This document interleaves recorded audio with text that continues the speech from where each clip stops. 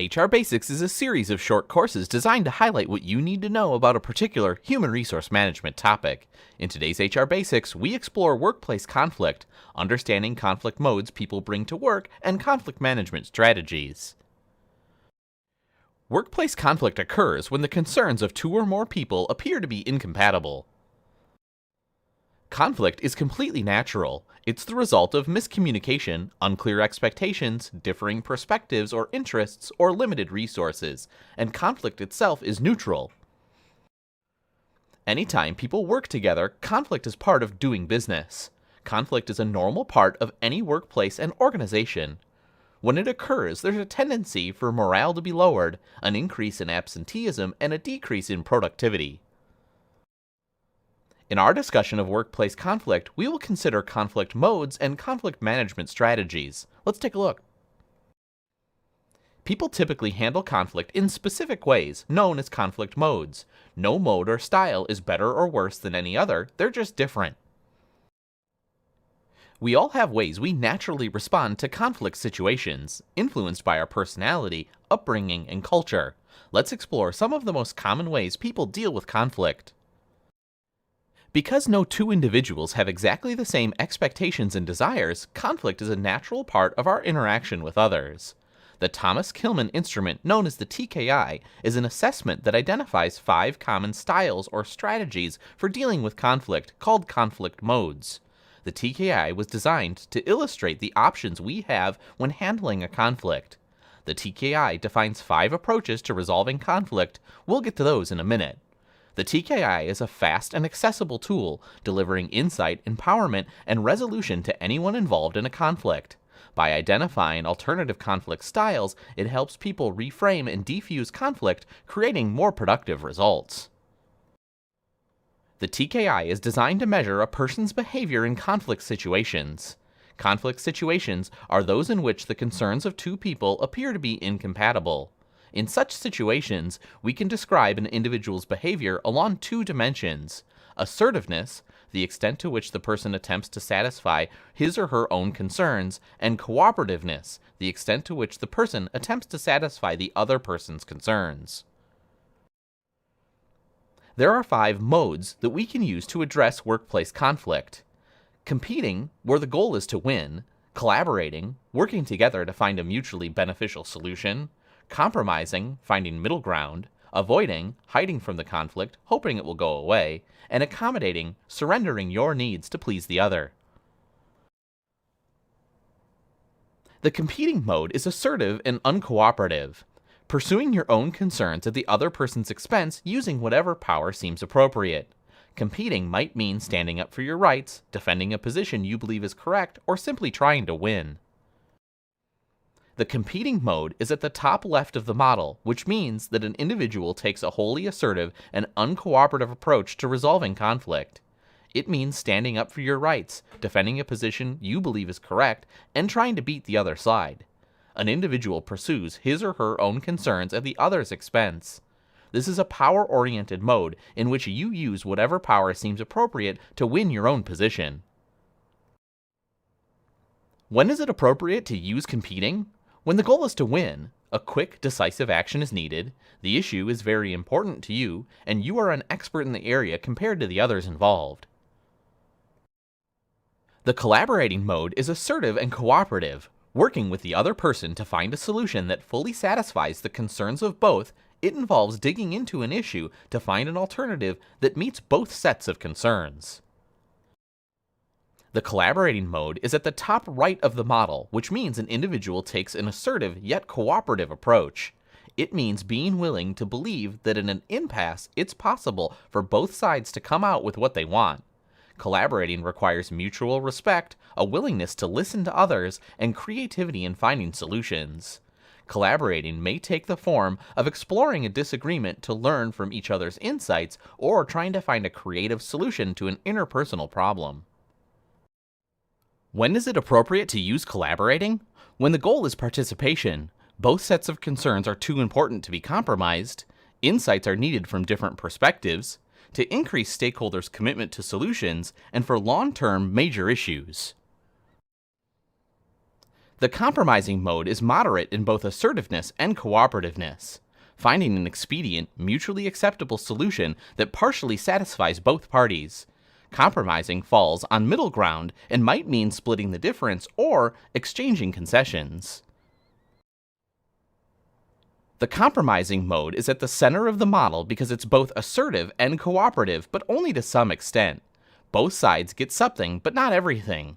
The objective is to find some expedient, mutually acceptable solution that partially satisfies both parties. In some situations, compromise might mean splitting the difference between two positions, exchanging concessions, or seeking a quick middle ground solution. When is it appropriate to use compromising? When the goal is to find a middle ground, when those goals are moderately important to both parties, and they're not worth potential disruption of more assertive modes, when two equally strong parties are committed to mutually exclusive goals and to increase expediency. The avoiding mode is unassertive and uncooperative, not immediately pursuing your own concerns or those of the other person. Avoiding might take the form of diplomacy, sidestepping the issue, postponing the issue until a better time, or simply withdrawing from a threatening position. The avoiding mode is at the bottom left of the model, which means an individual takes an unassertive and uncooperative approach to conflict. They just don't deal with it. When is it appropriate to use avoiding? When the goal is to delay. For trivial situations, when there's no chance of getting what you want, the potential risk of confrontation outweighs benefits of a resolution, and other better places to resolve the issue are available to you.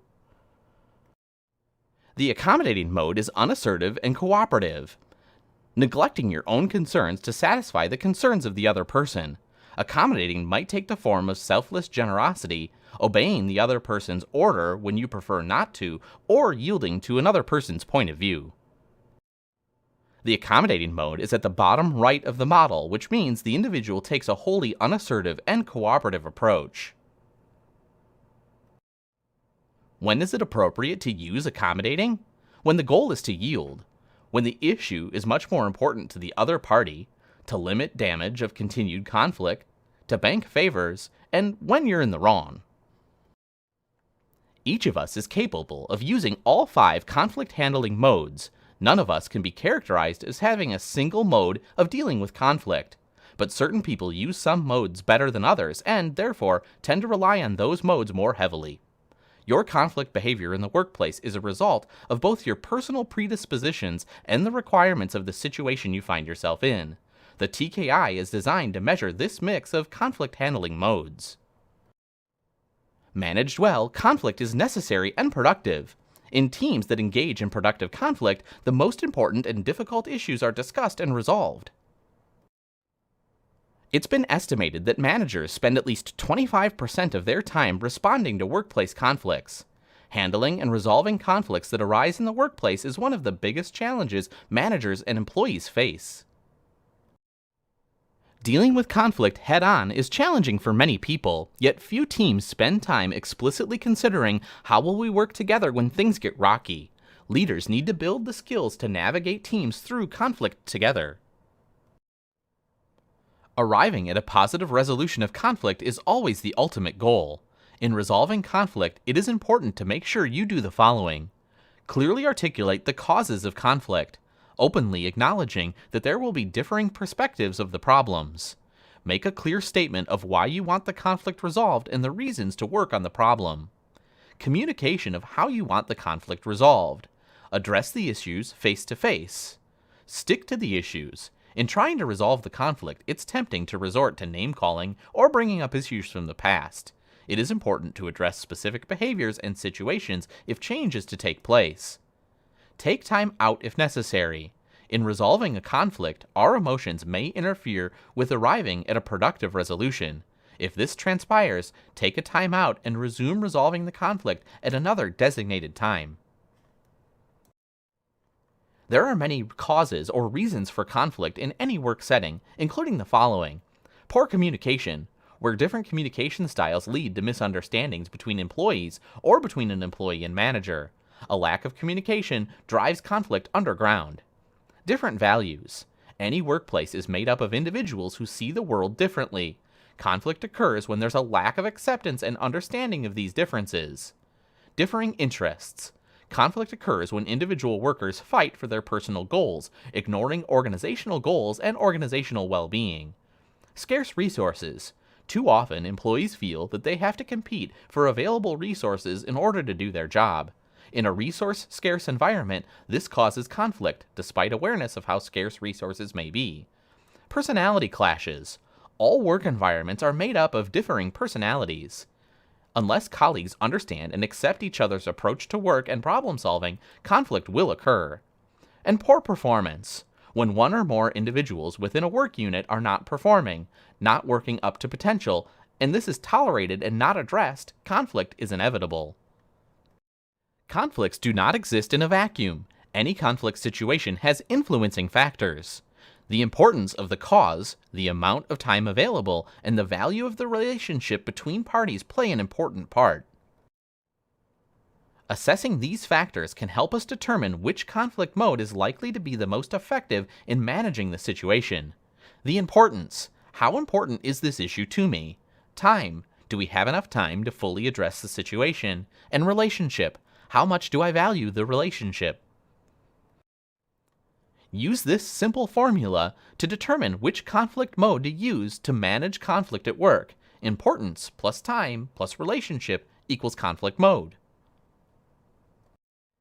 Conflict is inevitable at work. By understanding how you and others prefer to and can best approach conflict, we will all be able to manage our work together more effectively.